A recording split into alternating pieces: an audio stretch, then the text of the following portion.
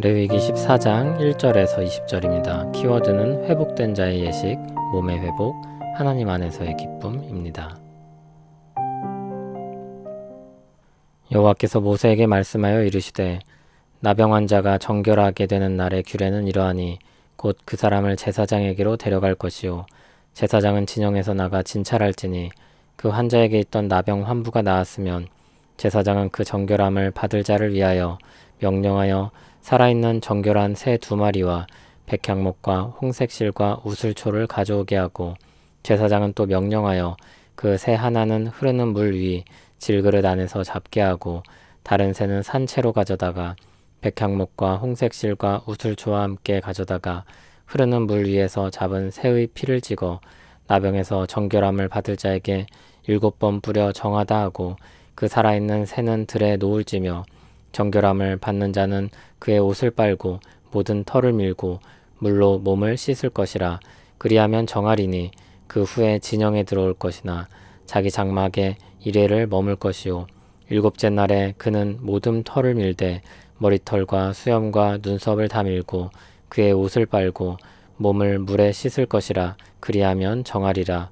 8째 날에 그는 흠없는 어린 수양 2마리와 1년 된 흠없는 어린 암양 1마리와 또 고운 가루 10분의 3 에바의 기름 섞은 소재물과 기름 1록을 취할 것이요 정결하게 하는 제사장은 정결함을 받을 자와 그 물건들을 회막문 여호와 앞에 두고 어린 수장 1마리를 가져다가 기름 1록과 아울러 속건제로 드리되 여호와 앞에 흔들어 요제를 삼고 그 어린 수장은 거룩한 장소 곧 속죄와 번제물 잡는 곳에서 잡을 것이며 속건제물은 속죄제물과 마찬가지로 제사장에게 돌릴지니 이는 지극히 거룩한 것이니라.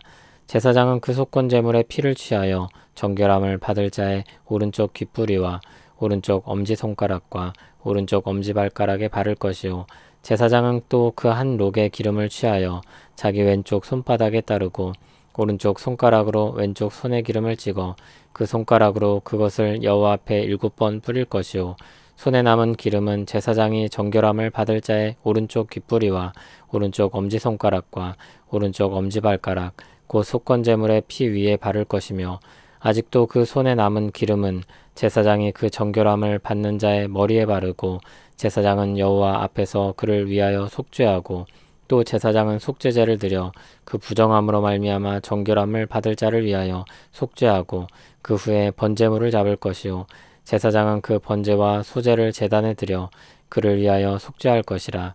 그리하면 그가 정결하리라. 아멘.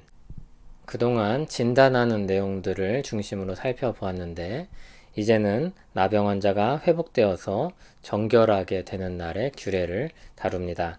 제사장이 나병 환자를 진찰하고 나았음을 확인하게 되었을 때 해야 될 절차들을 이야기하고 있습니다.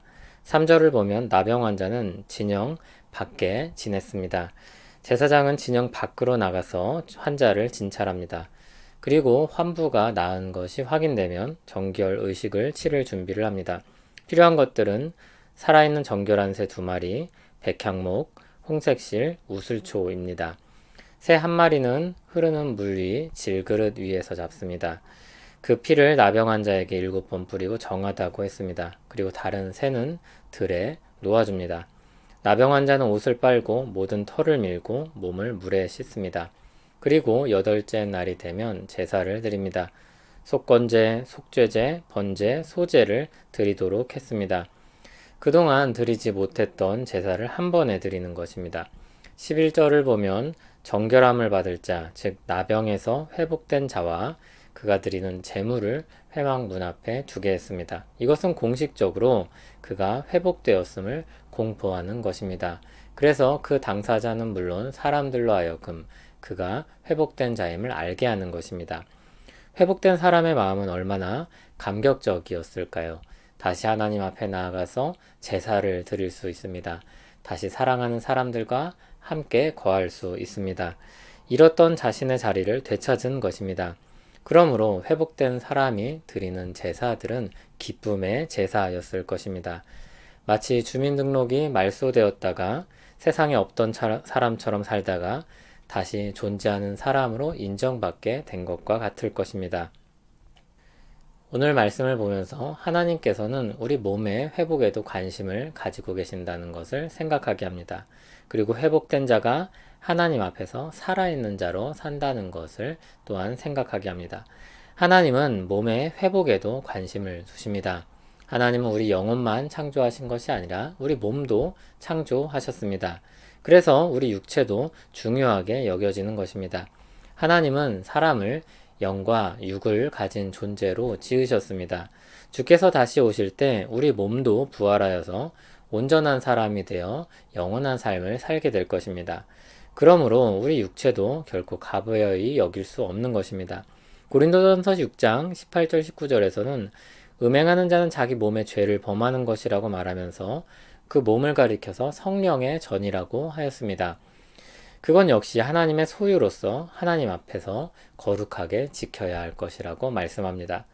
하나님이 우리의 몸도 아끼신다는 이 생각은 우리의 몸을 하나님 뜻에 따라서 적극적으로 사용해야 된다는 것을 뜻하기도 합니다. 로마서 6장 11절을 보면 구원받은 자를 가리켜 죄에 대해 죽은 자라고 한 후에 하나님께 대하여는 살아있는 자라고 하였습니다.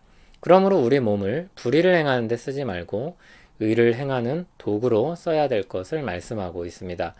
그리스도 예수 안에 있는 사람들은 하나님 앞에 살아있는 자로서 그 몸을, 즉 인생 전체를 하나님의 의를 위해 살아야 합니다.